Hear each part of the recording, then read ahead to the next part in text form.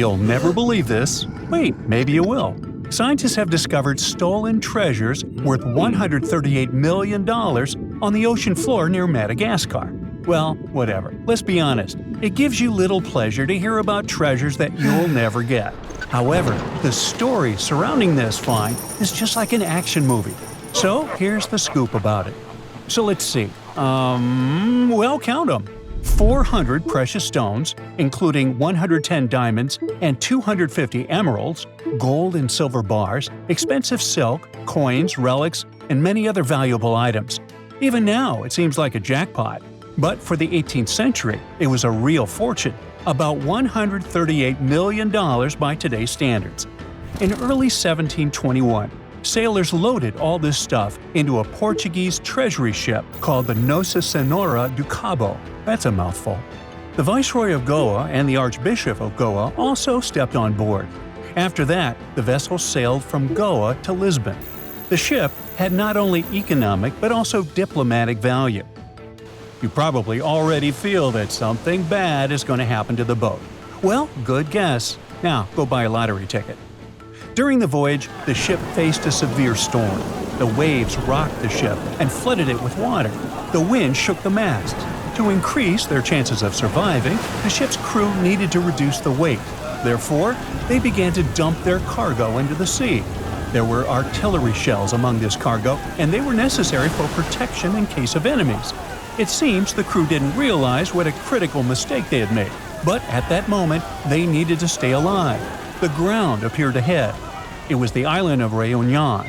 There, the ship waited out the storm and was ready to move on. But then another, more serious problem appeared. On April 8th, the ship, I'll call it the Nossa from here on, met pirates. Of course, the boat with such valuable cargo should have been equipped with powerful means of protection.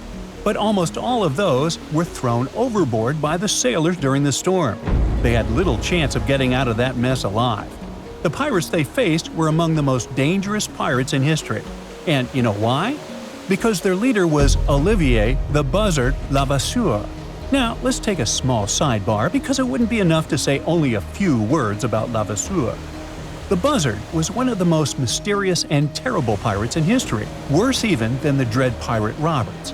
People are still trying to solve the mystery he left behind, but more on that later.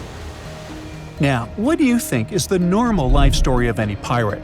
Let's see, they were probably born in poor neighborhoods and grew up in poverty and brutality. They were used to getting what they wanted by threatening people, so they started plundering ships on the seas and oceans. Well, Olivier Levasseur wasn't like that. According to some stories, he was born in the north of France sometime between 1687 and 1690 into a rich bourgeois family. He had everything people of that time could ever dream of: well-off parents, a home, food, and a good education. He dreamed of becoming an architect, a priest, or a naval officer. In the end, he chose something close to the third. From 1701 to 1714, there was a great conflict in Europe. Different countries tried to control the Spanish Empire. During this difficult period, the French king, Louis XIV, gave Levasseur a letter of marque. From that moment on, the future pirate became an official privateer of the French crown. Now, roughly speaking, a privateer is also a pirate, only working for his country. A privateer could use his vessel to attack enemy merchant vessels and had to share the spoils from those ships with the royal treasury. So, Levasseur became a legalized pirate. The king provided him with a good ship and finances for effective work.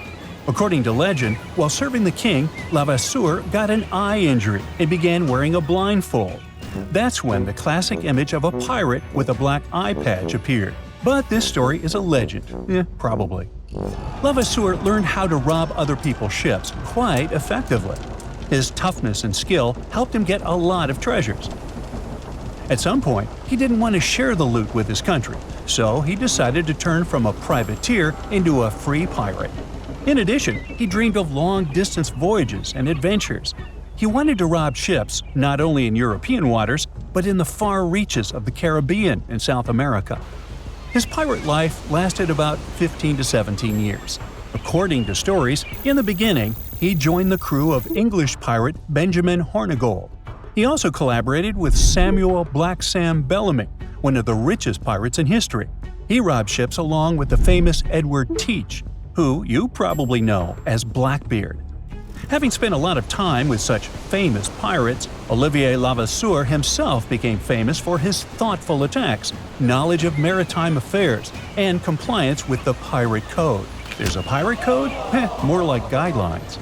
He ensured the order, discipline, and behavior of the crew.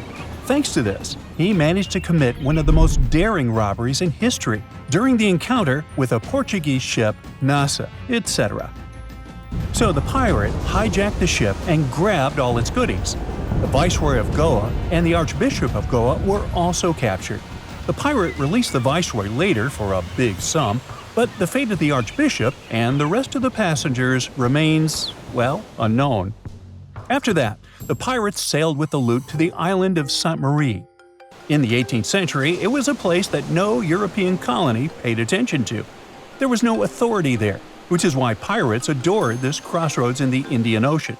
Dozens of pirate crews used this place as a hangout. The anchorages of this island were located close to the main sea routes. This meant that pirates could quickly board their ship and set off to plunder vessels and then return. The fate of the Nossa and its valuable cargo remained unknown. For more than 300 years, researchers and historians have been trying to find the treasure and have only recently come closer to the answer. The ship wreckage was found near the island of Nossa in a harbor about 400 miles west of the place where the pirates had attacked the ship. Using sonar and remote sensing, experts created a map of the seabed and found fragments of a ship similar to the wreckage of the Nossa. They also found artifacts nearby. There were many wrecks of other ships in this region, so it took more than 2 decades to identify the find.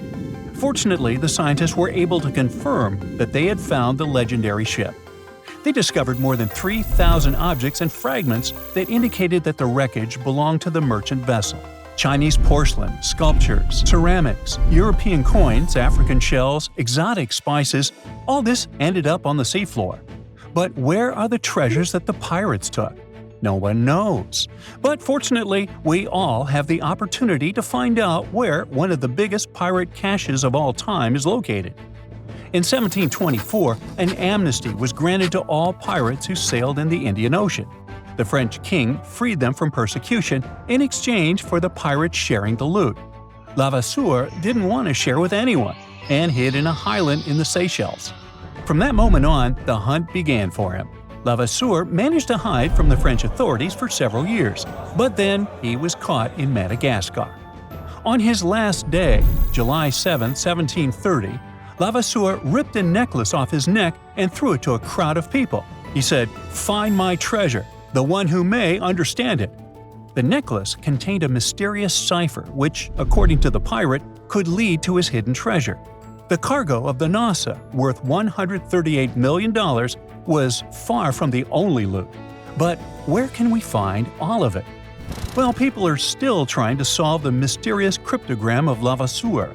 However, many think that the story about the cipher is a fake.